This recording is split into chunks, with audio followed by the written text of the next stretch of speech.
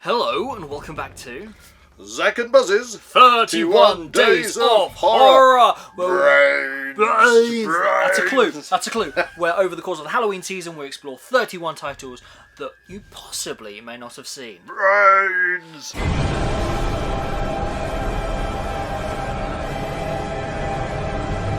Yes, we're back with the zombie genre. This time, Return of the Living Dead Part 3. Most people are obviously going to be very familiar with Return of the Living Dead and maybe even possibly Return of the Living Dead Part 2. But that, I wouldn't necessarily recommend to people. Return of the Living Dead Part 3, however, is almost a very different zombie movie. It takes itself quite seriously as opposed to the previous ones. It's connected, obviously, with the zombification, the trioxin compound, etc, etc, etc, which actually is kind of like a standout of this particular franchise, because there are 5 movies in this particular line of the zombie movie multiverse. Number 3. Haven't seen Necropolis or Rave Till the Dead or whatever it is. Rave Till the Grave, I've got to say, the actress in this knocks it out of the park. Yes. And you got to love a zombie movie that also has... Is it on there? What? Oh, we were talking about exoskeletons. Yeah, I mean, come on, you know?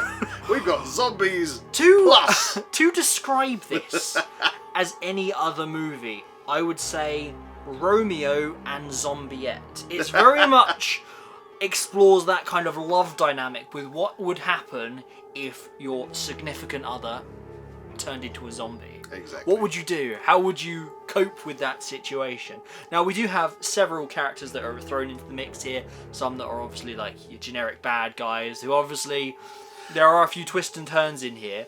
But I expected this to kind of end a lot sooner than it actually did. It suddenly went back to the military bases and we're suddenly having all these exoskeletons.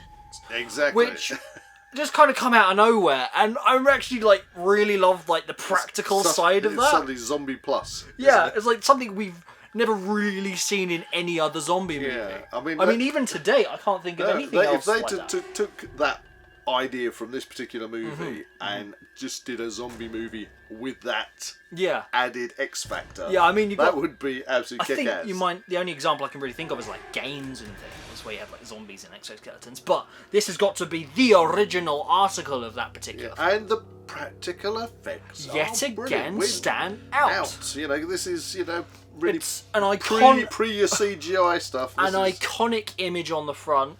I mean, the glass sticking out of her hands to kind of stop her from eating people. Exactly. That doesn't necessarily work 100%, but it looks freaking watch cool. It and find out what happens. Yeah, definitely do. If you can skip the second one. If you want to watch the first one, definitely check out the third one. The odd thing with the second one, it has characters in it from the first one that died in the first one. Which is a bit odd. And it felt a lot like Goonies or Monster Squad, but not as good. Go for number 3. Go for number 3. Definitely worth your time. If you enjoyed this review, please like and subscribe to this channel and comment below any suggestions of further reviews you'd like to see. We've got plenty more on the way, so stay tuned for that. For Shocktober. See you in the next one.